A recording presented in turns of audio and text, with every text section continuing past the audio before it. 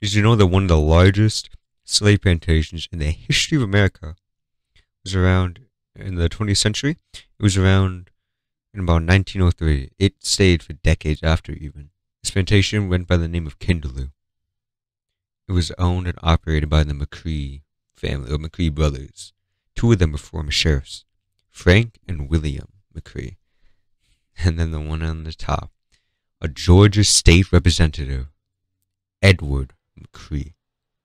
This is one of the biggest slave plantations ever, at least in American history. The biggest ever was 30,000 acres. You know, that's really big. This one was 22,000. During the 20th century. The 20th century. Well, Theodore Roosevelt was president, and, well, spoiler alert, he knew about this plantation, and he gave them a pass. He did not prosecute them further. He let them off. Among other people did as well. But there's some context of just how vast this was. Over 15 years, they forced to work thousands of people. They started off with just free laborers, and then they expanded to also convicts, hundreds at a time. They'd have them, once again, pick cotton. They'd have them farm for them, pick their vegetables. They'd have them work their roads. They'd have them weed their plants, hoe and plow their soil. They do this grueling work day in and day out, sunrise to sunset, with absolutely no pay. And not even just the work conditions were bad, everything else was also.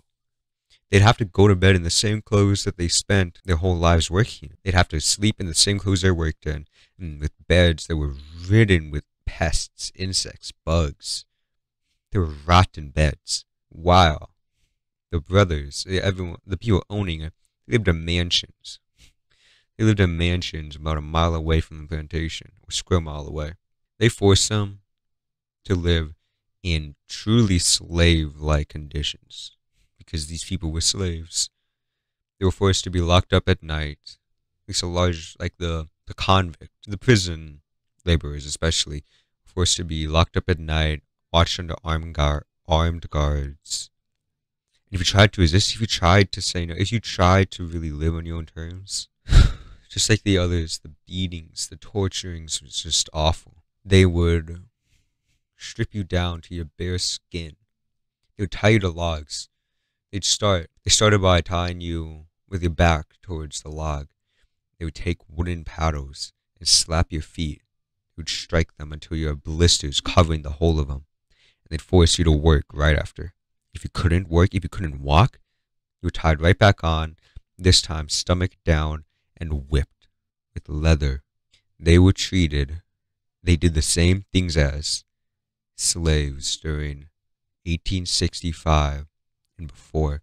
They did the exact same things in the 20th century. This was happening in the 20th century. And we're going to say slavery was abolished in 1865.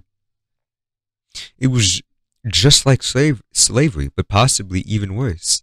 Because here, they cared even less about the slaves. For a couple of reasons. One, Darwin. Darwin surprisingly actually had a big impact with slaves and black people, with how they were treated and seen. Because of his ideas of evolution, or theories, slave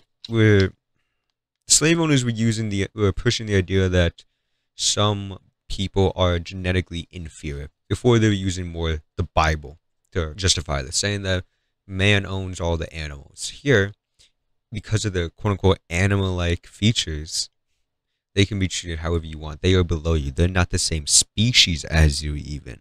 And the second reason is, they were cheaper.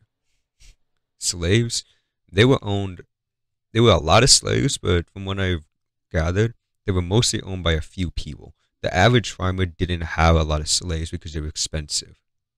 Here, anyone could. They were significantly cheaper. Significantly. Like $15 their time could just buy you a person. It could just buy you a black person instead of hundreds. Because of this cost disparity, and because they were seen as even less, they could be treated even worse. Because if you work them too hard, if you kill them, you can always just buy another. They're like a tool, like a hammer. You can just hit it away. Hit. If it breaks one day, what does it matter? You can always just buy another one. Yeah, maybe you want to treat your property well. Maybe you'd like to for the long run, you know. But if working them harder makes you more money, then you don't care if they die. They're not people. It's all about money. It's about working your workers down to the bone until they're burnt out, their bodies don't work, and then buying another. They're disposable because they are not people. They are just here to turn a profit.